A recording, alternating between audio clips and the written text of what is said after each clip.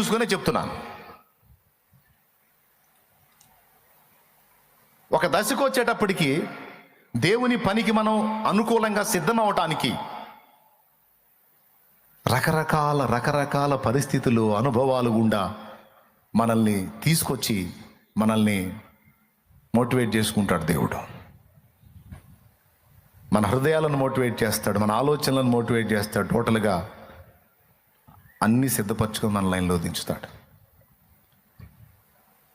షాలేము రాజు అనే నేను మీ ముందు నిలబడ్డాను. ఈరోజు ఇలాగ నేను నిలబడ్డాను. దీనికి ముందు ఎన్నో రకాల అనుభవాల్లో గుండా నేను ప్రయాణం చేయాల్సి వచ్చింది. అందులో చేదైన అనుభవాలు, మధురమైన అనుభవాలు, కొన్ని చేదైన అనుభవాలు చాలా. ఇవన్నీ నాకే ఎందుకు వచ్చినాయి, ఇవన్నీ నాకే ఎందుకు ఉన్నాయి అంటే, నా ద్వారా జరగాల్సిన పని ఈ భూమి మీద ఉంది. నా పట్ల దేవునికి ఒక ఉద్దేశం, ప్రణాళిక ఉంది.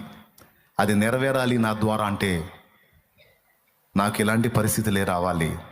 ఆ అనుభవాల్లో నా హృదయం మెత్తన కావాలి. నా ద్వారా దేవుడు తన పని జరిగించాలి. అందుకోసం నన్ను మానసికంగా సిద్ధపరచుకుంటూ వచ్చాడు.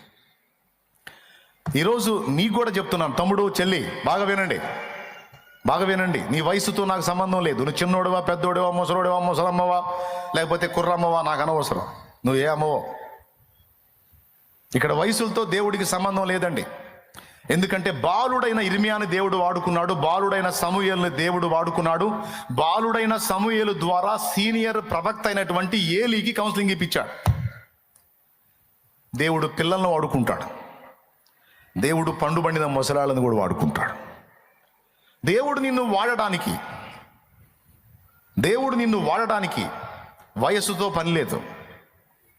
వయస్సు చూసుకునేది మనం మనుషులు.